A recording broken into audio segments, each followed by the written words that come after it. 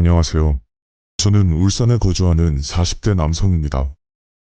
오늘 제보드릴 사연은 제가 대형마트에서 일을 할 때 저와 같이 근무했던 남자 직원에 관련된 무서운 이야기입니다. 벌써 10년도 더 지난 일입니다. 그 당시 저는 울산 대형마트 안에서 의류를 판매하는 일을 하고 있었습니다.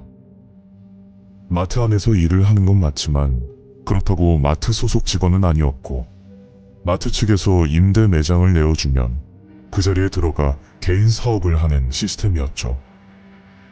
아무튼 제가 운영하던 옷가게는 젊은 남성층을 타깃으로 한 정장 의류였고, 이 일을 막 시작했을 때는 따로 직원을 구하지 않고 아내와 둘이서 일을 했었습니다. 정확히 말하자면 그 당시 오픈 시간이 오전 10시였고 마감은 밤 9시 30분이었는데 아내가 출근해서 3시까지 일을 하고 3시부터는 저와 맞교대를 해서 제가 마감까지 근무를 했던 그런 일상이었죠. 그렇게 2년간은 문제없이 일을 하고 있었는데 어느 날 아내의 임신으로 인해 직원을 구해야 하는 상황이 생겨버렸습니다. 그래서 각종 알바 사이트에 구인글을 올려 직원을 채용하려고 했지만 제 예상과 다르게 직원은 쉽게 구해지지 않더라고요. 개인적으로 저는 남자 직원을 선호하고 있었는데 이게 시급도 적고 마트 안에서 일을 하는 거라 그런지 자꾸만 아주머니들만 연락이 오곤 했었죠. 하는 수 없이 그냥 아주머니를 써야 하나 그런 생각을 하고 있었는데 때마침 전화 한 통이 걸려오더라고요. 네, 여보세요? 저 알바 사이트 보고 연락드렸는데요. 아직 사람 구하시나요? 네, 아직 구인 중이고요. 이따 오후에 시간 괜찮으시면 이력서 한 통 가지고 한번 들리세요. 목소리를 들어보니 대략 30대 초중반 정도로 예측되는 남자 목소리였고 오후 2시쯤 가게에서 면접을 보기로 약속을 잡았습니다.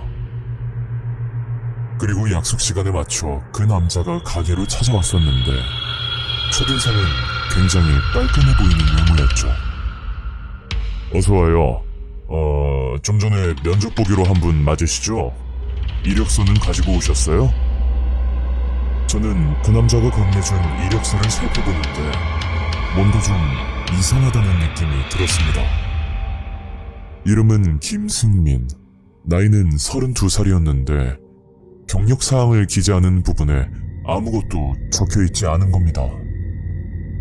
저 승민씨, 지금까지 일을 한 번도 안 하셨던 거예요? 아, 네. 제가 성격이 좀 소심해서요. 어쩌다 보니까 집에서만 생활했던 것 같아요.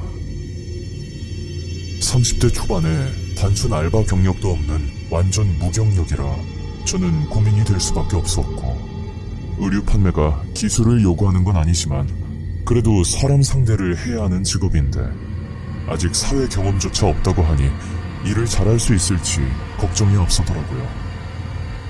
하지만 마땅한 지원자도 없었고 하루빨리 사람을 구해야 했던 실정이라 좀 불안하긴 했지만 한번 믿어보기로 결정을 내렸죠.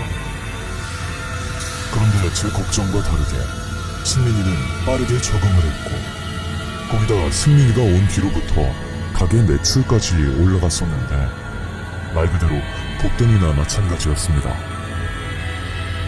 그렇게 승민이와 일을 한 지 반년 가까이 되었을 때 다른 임대 매장을 운영하던 점장님들 입에서 이상한 말들이 나오기 시작했죠.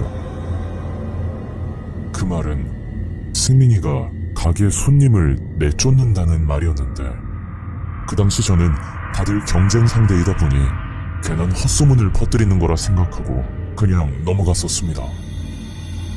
그럴 수밖에 없었던 건 손님을 내쫓으면 오히려 매출이 떨어져야 하는데 이건 정반대 상황이니까 누가 봐도 뭔가 앞뒤가 맞지 않는 말이라 볼 수 있었죠. 그런데 얼마 뒤 마트 매니저가 저를 부르더니 이런 말을 하는 겁니다. 저기 점장님, 같이 일하는 직원 말이에요.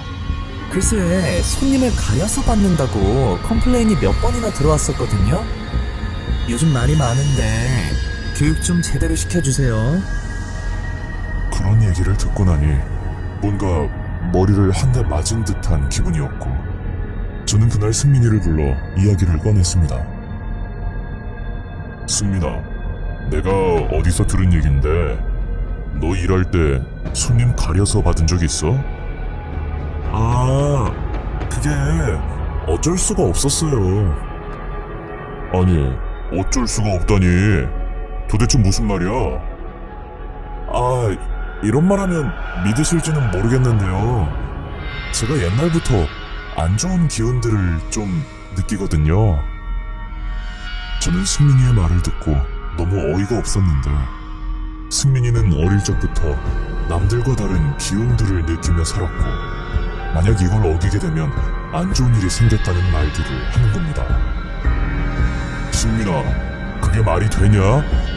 아무튼 한 번만 더 이런 말 나오면 너랑 일 같이 못해. 알겠어?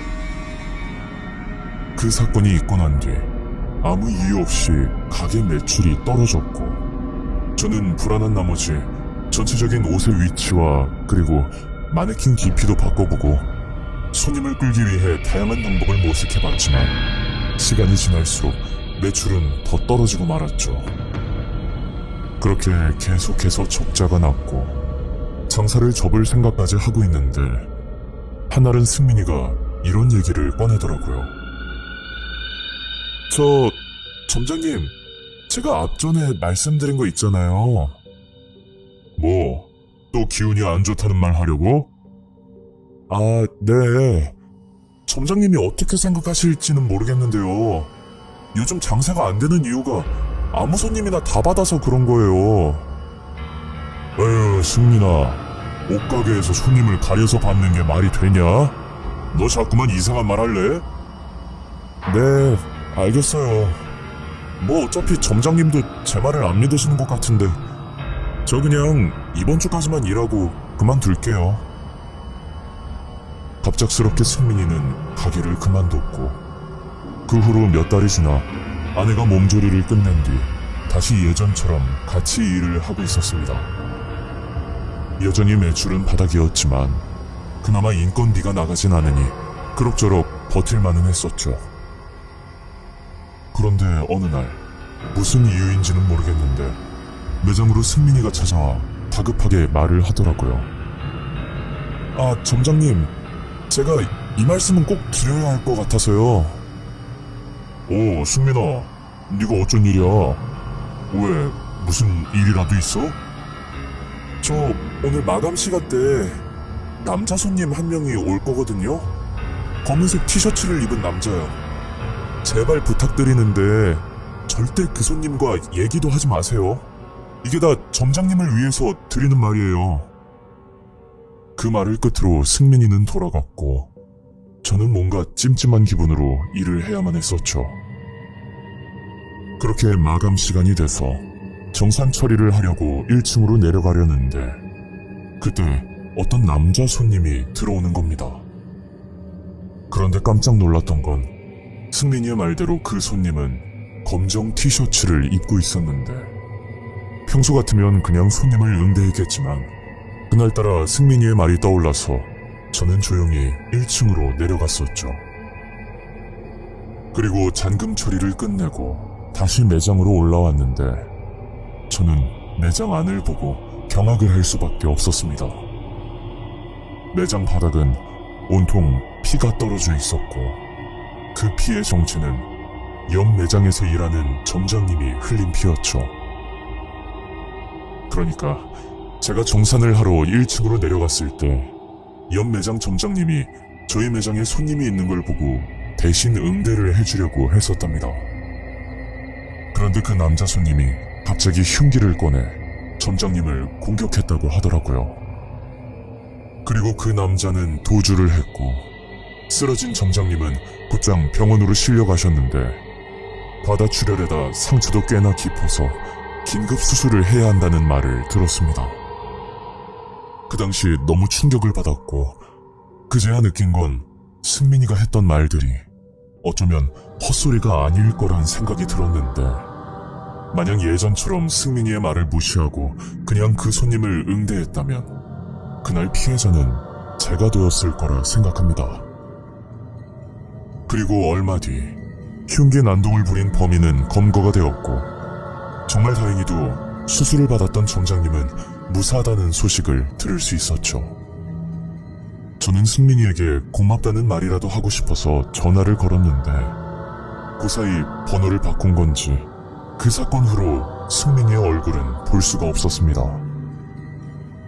지금 생각해도 승민이가 말한 안 좋은 기운들에 대해선 명확히 어떤 건지는 저도 잘 모르겠지만 뭔가 일반인들이 느끼지 못하는 기운들은 분명 존재한다고 믿게 되었습니다.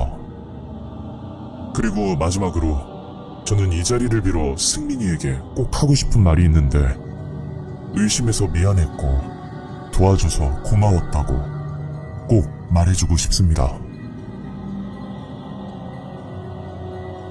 오늘 이야기는 여기까지입니다. 구독과 좋아요 잊지 않으셨죠? 다음 영상으로 또 뵐게요. 감사합니다.